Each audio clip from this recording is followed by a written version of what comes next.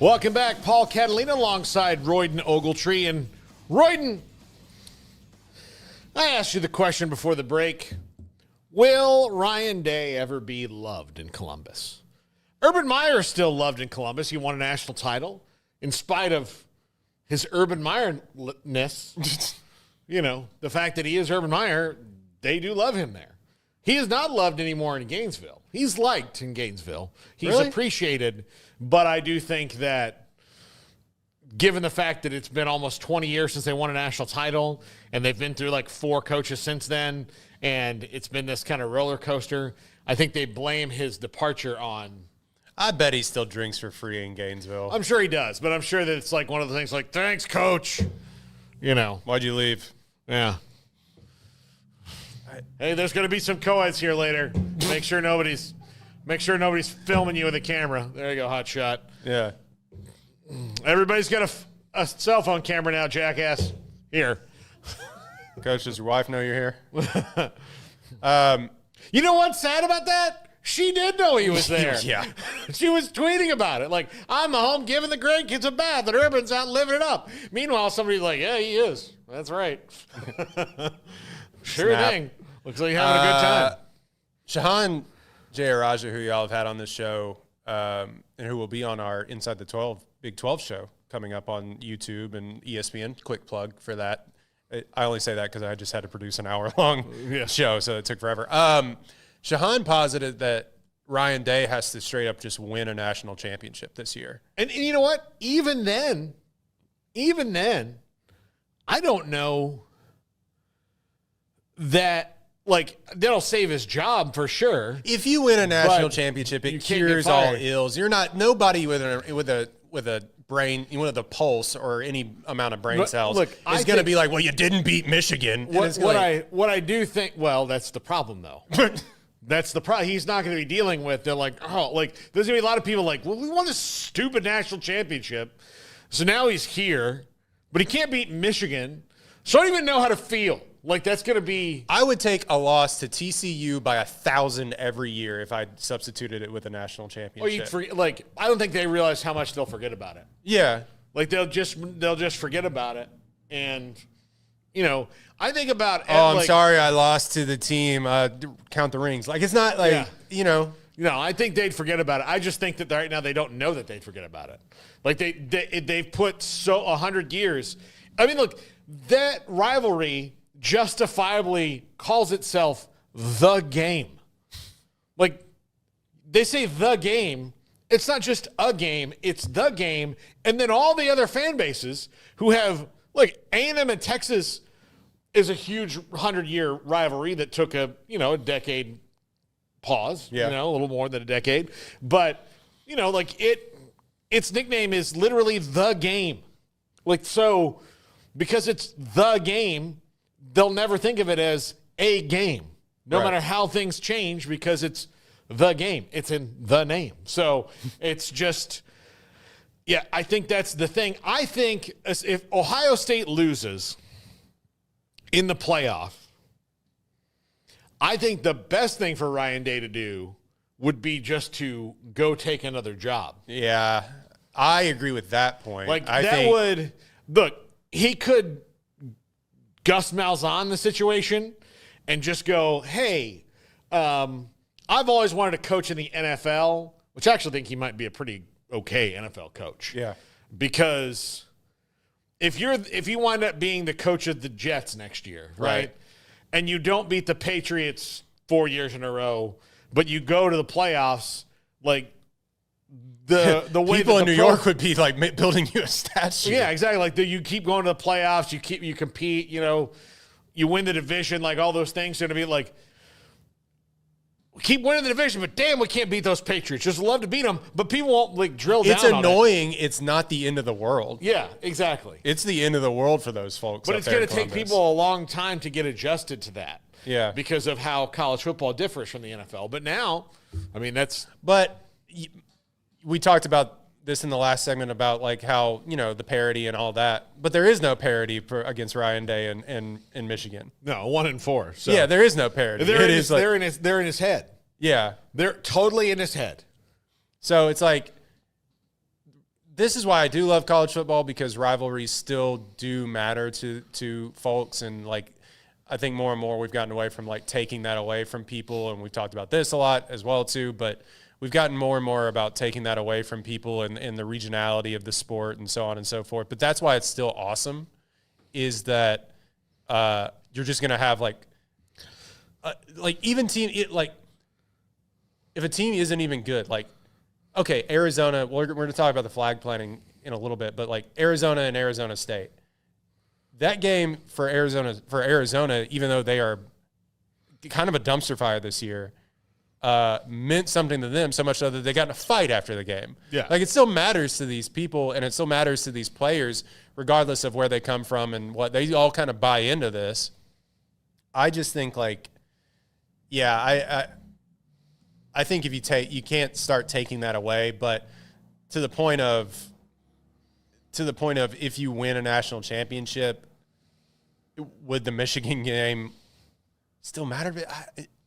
Maybe I'm not in the mindset. I don't know. Does anybody else have an opinion? I don't know. I think it's crazy if you won a national championship and then everybody was like, "Oh, still got to fire him," you know? Yeah. Like, no, I mean, they're not going to do that, but like, it's going to put them in a position where it'll be interesting to see. Like, I don't even care about the Michigan game anymore. It's over. Like, yeah, that is what you should do.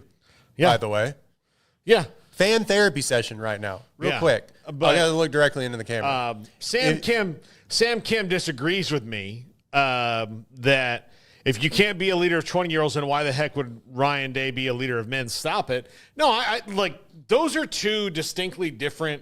People take care of themselves in the NFL. Yeah. So like, the other thing is, like, you just get to be the coach. Yeah. Like, you really do just get to be the coach. Now they have more responsibilities, but you have everything at your disposal. It is, while you still have to work hard, given today's landscape, it's an immensely easier job. And there's pressure, a lot of pressure, especially given the places that you go. Like, look, Ryan Day is the coach of the Cowboys next year. Look, he's jumping out of the frying pan and into the fire.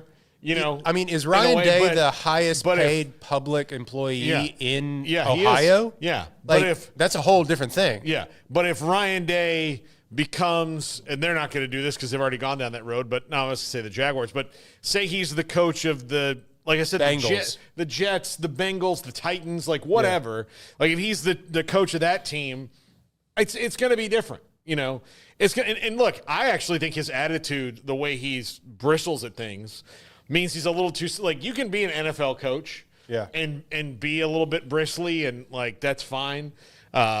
You can't, I don't think in college you can anymore. So his personality fits the NFL more. I don't like it like, he's not, and look, he's not failing the 20-year-olds 90% of the time. No. I mean, most of the time, that's what's weird about it, is most of the time he wins in pretty good fashion. You know, but the problem is he doesn't beat these bigger teams because it's in his head about it, because the games mean so much more than that. I think if you took Ryan Day, made him the coach of the Bears, for God's sakes, and gave him Caleb Williams, I think that would actually probably work out okay. I think that offense would be humming. I think the idea that you couldn't be an NFL coach because you go from being literally the CEO of a company, basically, to then being, you know, I don't even know the comparison. Like, you are the CEO of a whole company, basically, when you are the head coach of a college program. You go to the NFL, if you're not Belichick, who was doing all the drafting and everything, most NFL teams don't want to hand over that amount of responsibility to anybody anymore because Belichick flubbed it so hard at the very end. But the idea that you couldn't walk in and just implement a scheme and coach is, I think, a little ridiculous, because NFL players, you have to get them moving in the right direction, but they're all fighting for contracts. They're handling their own. They're grown men. They handle their own. Well, the other thing is, in college, and I know that, like, Sam just brought up, and look, yeah, he doesn't beat the teams with equal talent. That does say something. Yeah, okay. But I'm just saying that, like, in the NFL, it's I'm telling you, easier to navigate right now. Yeah. And Lincoln Riley's in this category too, where I think Lincoln Riley, especially as cagey as he's about everything, will love the structure of the NFL. Because, again, you don't have to be a CEO of anything. You really don't. Like, your job is coaching the team, and the buck, while it does stop with you eventually, there's an owner and a GM ahead of you that made decisions. They hired you. Now, most of the time you work in Congress with the GM, and those are the successful ones that they're, like Kyle Shanahan and John Lynch that work together. Right. But then there's the times it's like, where the Cowboys, it's like you work underneath the GM, and that's very clear. Right. And you serve completely at the pleasure, but it's not as cohabitative a relationship or cooperative relationship as it might seem. Even though Jerry may say, yeah, okay, you tell me who you want and I'll go get them. The problem is that, you say, hey, we really need this and this and this and this. And then when Jerry sees a shiny thing, he's going to be like, ooh, I know you want that, and I'll get you that, I promise you. But, like, new toy. Did you see that? I'm like, yeah, but we don't have this. We really need this. It's killing us. We need to spend more money on this. He's like, yeah, but I like that. Yeah. And here's the thing. This guy who told me everything I wanted to hear just now also really likes that. Right. And he got here last. So I've been talking to your face for a long time. I don't want to talk to your face anymore. That's how that works. So will he ever be loved in Columbus? Yeah. If he went on a streak of, say by the grace of God, they win the national championship this year. The only way that he could be truly loved, I agree with you, is if they had to beat Michigan like 3 times. He had to have like an even record going out. Here's what I would do if I were him, because the calendar will work out in a certain way. Probably there'll be an NFL job open. Yeah. At that time of year, if he goes and wins if he wins the championship on January 20th, on January 22nd, he should be the coach of the Bengals. Yeah. Like that's what I'd be like. Yep, nope, coach of the Bengals now. Joe Burrow, all that stuff. Yeah, I'm doing that. That's where I'm going. That's what I would do. I'd be like, okay, and then get out, because sometimes this is not, and sometimes it's not a fit. And I don't believe in definitive. Like, you brought up Belichick. He's the definitive example of, let's not judge it on just this one thing. Like, he cannot get over the Michigan hump, and he's not beating teams that are better. That's true. And look, I don't particularly care for Ryan Day. I'm not advocating for Ryan Day in any way, shape, or form. I think coaches like him and Dabo and James Franklin and people like that, like Zach Gelb and I see eye to eye on this. They're insufferable. They really do, get a whiff of themselves and think and I don't need to conform, I don't need to adapt, or this is that. Yeah, he's got that problem, and maybe it wouldn't work out. But I also know that if you would judge Bill Belichick on Cleveland, right, he would still be the best defensive coordinator in the history of the NFL that never was a good head coach. Yeah, or Nick Saban on going the other way. Nick Saban on the Dolphins. Yeah. Oh, well, I mean, he couldn't win with the Dolphins. Well, what makes you think he can come and just win it? Be the greatest college football coach of all time. There are paths throughout your life, and I'd hate to be judged on the one thing I wasn't good at before I figured out I wasn't good at it. Yeah. Now, the best thing anybody in life can do, but coaches can do, is figure out what they're not good at and admit it. Dave Aranda is the best example of this, is because they figured out all the things they did wrong, and they were very candid about, we did not do this right. Yeah. So now we're going to change the way we do it, because the idea I had didn't work. Now there's still, and he was admonished for that a little bit at first when it wasn't really working, but it turned in the other way. Also, when you have to wipe the slate completely clean, there's going to be probably some oh well, it's still not working. A good idea? Yeah, but we're not going to do it the way that we did, which was going really poorly. Right. There's still some aftershock. That you have to get through, and so that's a huge thing. But the real tragedy is that there's still people out there trying to do alchemy and turn things into gold that they can't do, because they're like, no, I know that I'll get this. Okay, well, for Ryan Day in Michigan, it's, are you not going to coach tight? Are you going to just the other thing is, you watch the last 4 games against Michigan, even when they're equally talented, right? And look, they have been, except for this year, they were way more talented than Michigan. And that's why I think people are so up in arms about it too. Yeah, because it's okay, this is a thing now. Yeah. And it's a thing because he knows it's a thing. and it's there, and don't think about a zebra, okay. Well, now I'm thinking about a zebra. Yeah. All right. Well, definitely don't think about that zebra, running through your house and breaking all your stuff. Well, now I'm worried that the zebra's, he's not just there, he's rabid.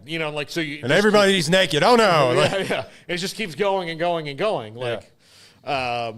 But I think you have to start at the baseline of, is Ryan Day a good head coach? And the answer is definitively yes. Yeah. And look, he has handed the keys is he to a great head coach?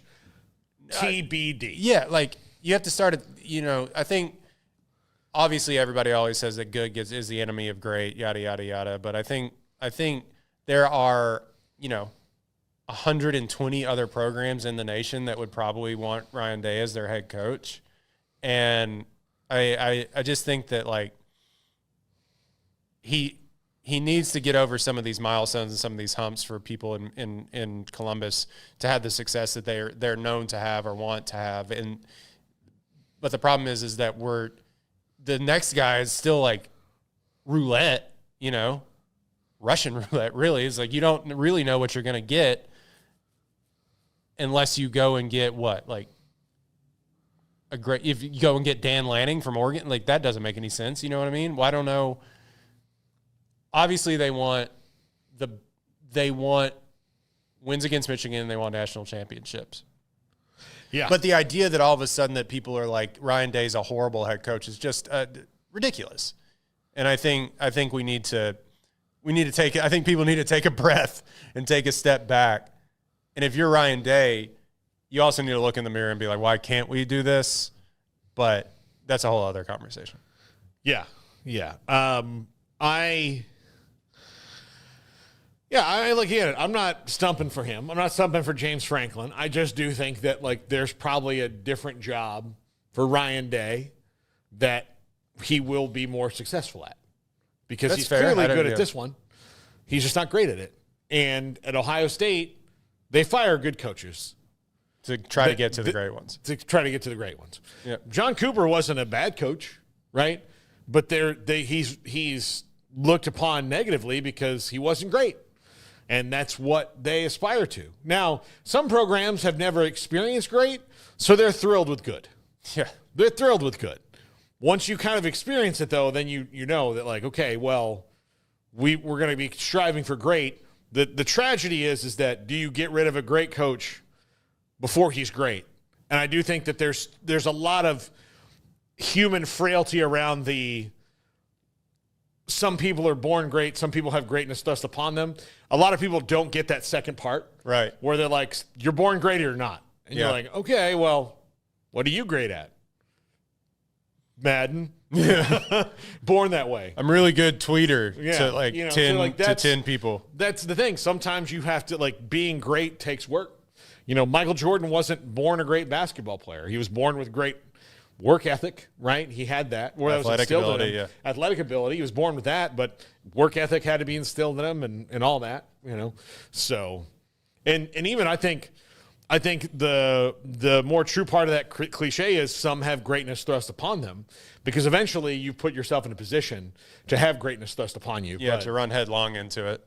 Yeah, so some would argue that he has had those opportunities and missed them so far. That's what I'm saying. Some people would argue that that's just the Ohio State program that he is the greatness that you inherit regardless. Yeah, I mean, that. And then look, he's had that and he has not cashed in on him, but that doesn't mean that that's the right situation. I can think of. I'll tell you what, it's not going to be the Jets. Yeah, but and I think of you and I both love movies in a way that's not entirely healthy.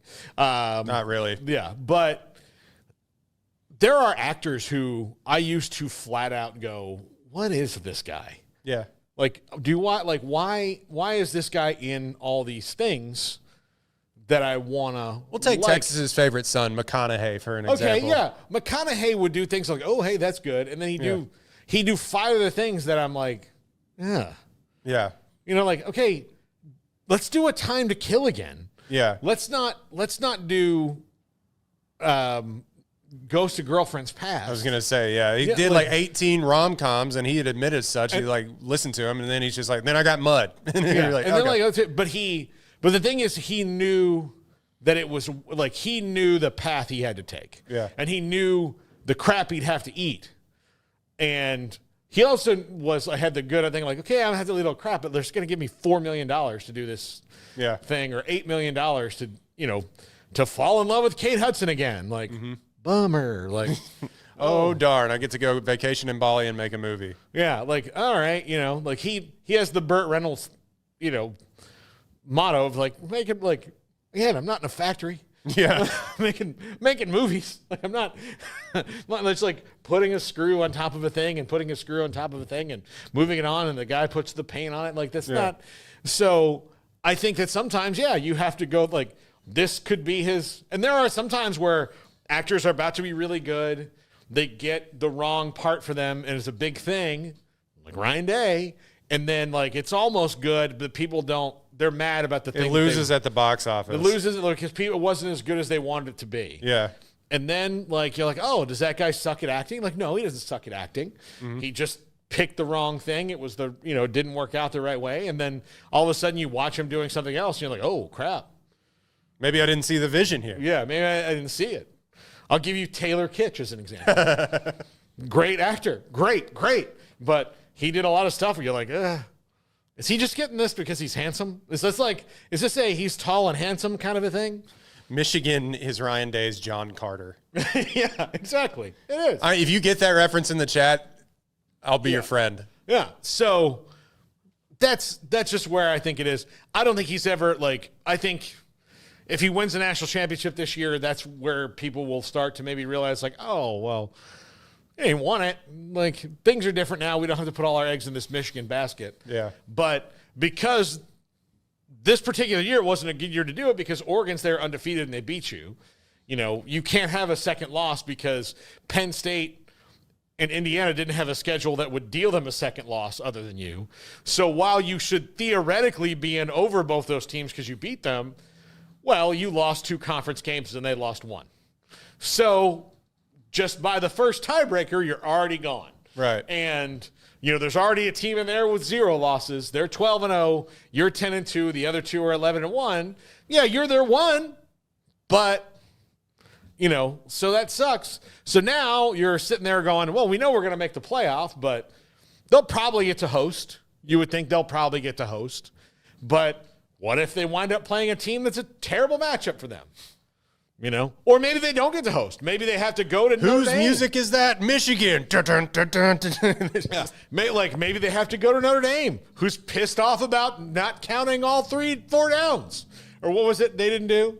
All the people on the field. 12 men on the field. No, they had 10 men on the field. Oh, yeah. They had 10 men on the field in a goal line situation. Yeah, 11. Dang it. I knew we were 10 missing. is such a round number. Why isn't it 10 on 10? I was missing something. Do we need a left guard? No. But yeah, it's so that's that. When we come back, speaking of Michigan and Ohio State. Michigan, Ohio State. I want your opinion. I gave mine yesterday, but I do like your perspective on these things. Is flag planting the dab of 2024, where the first time somebody did it, like, oh, that's kind of a cute little celebration there. And then, from Michigan, Ohio State on down to the rest of the day, it got progressively stupider. Yeah. And stupider, which is why the internet sucks. Because, there's a time where somebody was like, oh, did you hear that they played, they'd seen a highlight on SportsCenter, like, oh, that was neat. Yeah, when you had to get it from carrier pigeon, nobody knew that anybody was fighting. Well, good, that's funny. Well, that's not going to happen here. I don't have to worry about that happening here. We'll do our own thing. And then Arizona State, ASU, or Arizona State and Arizona. Yeah. North Carolina State, Florida State. And they all got, and look, Steve Sarkisian had to nope. Unoriginal. Too late. If you guys had played at 11, we might have been able to do it, but nope. It's 10:30 at night. Tired, going to bed. That happened a long time ago. No. I get why you want to do it. I don't blame you for wanting to do it, but, think of something else. Is this the dab?